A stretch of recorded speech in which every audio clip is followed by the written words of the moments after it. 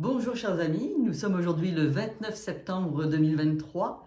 Nous sommes dans une journée de pleine lune qui a lieu ici au Québec, enfin, à l'heure de l'Est, à 5h57 ce matin, donc c'est déjà, on passe déjà dessus. Et cette pleine lune a lieu en Poisson. Vous vous rappelez que je fais de l'astrologie védique et non pas de l'astrologie tropicale. Ce sont deux approches différentes qui peuvent être complémentaires. Je ne vois jamais d'opposition entre les deux. Tout d'abord, j'aimerais aussi fêter une bonne fête à tous les parachutistes et à tous les Michel, puisque c'est le jour de la Saint-Michel qui est très importante pour moi, à mon cœur. Et nous commençons donc au sujet de cette pleine lune. Donc cette pleine lune, dans mon astrologie, a lieu en Poisson, dans une constellation, qu'on appelle dans notre jargon un nakshatra, dans une constellation lunaire qui s'appelle Uttarabhadra. J'ai été obligée de me l'écrire parce que j'ai du mal à le dire, mais c'est quand même drôle à dire, donc c'est ça.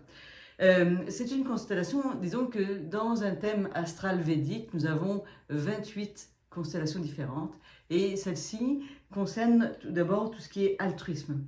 Altruisme, intuition, harmonie. Donc on pourrait dire que durant tout le mois de cette pleine lune à la prochaine pleine lune fin octobre, eh bien, nous allons avoir cette recherche plus ou moins consciente selon nos signes et notre éveil personnel, sachant qu'il n'y a pas de niveau, hein, qu'on est juste sur un chemin. On va avoir certainement un peu plus d'intuition, d'être plus sensible, d'être plus à l'écoute des besoins des autres ainsi que des nôtres. Donc notre altruisme va être sollicité, notre sagesse va pouvoir peut-être se dévoiler si nous méditons. C'est une bonne période de méditation, c'est une bonne période d'introspection, parce que vous le savez, le poisson, c'est d'abord la sagesse, hein, c'est aussi la perte. Donc c'est sûr que le revers de la médaille, eh bien, c'est qu'on peut se sentir très limité dans ce que l'on vit. Dans cette constellation, elle est régie par deux planètes importantes qui sont Saturne et Jupiter. Alors Jupiter est rétrograde, ce qui peut créer beaucoup de frustration et de limitation. Et puis Saturne nous fait toujours vivre les choses par certaines épreuves pour aller toujours un peu plus loin. Donc, pour mon amie Louise, un petit clin d'œil, c'est pas de savoir si c'est bon ou si c'est pas bon ce qui arrive, c'est de comprendre l'énergie qui est en place. C'est une énergie de transformation qui veut nous pousser à faire encore plus pour nous, mais surtout pour les autres, d'intérêt plus pour la communauté en général. Alors, c'est sûr que sur un plan individuel, selon notre signe, ou surtout selon notre ascendant et où est placée notre lune, l'impact va être plus ou moins intéressant. Il y a des gens pour qui ça va apporter de la chance, ça va apporter de la réussite, ça va apporter des opportunités, et d'autres qui vont se sentir beaucoup plus limités. C'est juste d'observer ces limitations, parce que si elles sont là, elles ne sont pas là pour rester. D'autant plus que ce mois-ci, c'est un mois où on se retrouve à nouveau dans des éclipses. Donc une éclipse solaire qui va avoir lieu le 14 et une éclipse lunaire qui aura lieu le 28. Donc qui fait que déjà maintenant, on peut déjà se sentir un peu plus fatigué, un peu plus affecté par les énergies ambiantes. Pour ceux pour qui ça ne fonctionne pas, c'est de pas de se dire qu'il n'y a rien qui fonctionne, c'est de se dire « je suis actuellement dans mes limitations ».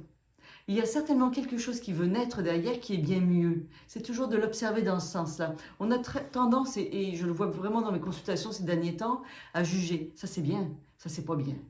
Ça c'est une réussite, ça c'est un échec. Ah oui, pourquoi? Parce qu'on n'a pas pris de hauteur sur cette difficulté. Le poisson nous amène à ça. Le poisson, il a cette dualité quelque part. Hein, moi, quand je vulgarise, j'aime bien dire que le poisson nous amène à un niveau supérieur d'éveil ou de spiritualité, où il nous prive de quelque chose. On le vit comme une perte. Mais tout ça reste du domaine de l'illusion. Et dans le poisson, qui est très neptunien, et on a déjà Neptune qui est là, on peut soit avoir une très grande intuition, soit se faire prendre dans des grandes illusions. Des illusions de réussite ou d'échec, c'est toujours le même problème. La même chose, le fait que ce soit tout de même sous une énergie saturnienne, ça peut nous permettre justement, au travers de ces difficultés, de nous libérer de schémas négatifs que nous avons eus dans le passé.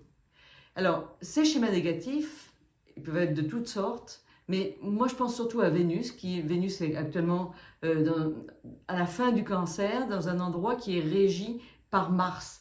Donc, ça peut créer des petites tensions sur le plan affectif, sur le plan amoureux, mais aussi sur notre sexualité, mais aussi sur notre sensualité. Il y a peut-être des choses qui vont sortir par rapport à ça, qui veulent être revues et corrigées, certainement.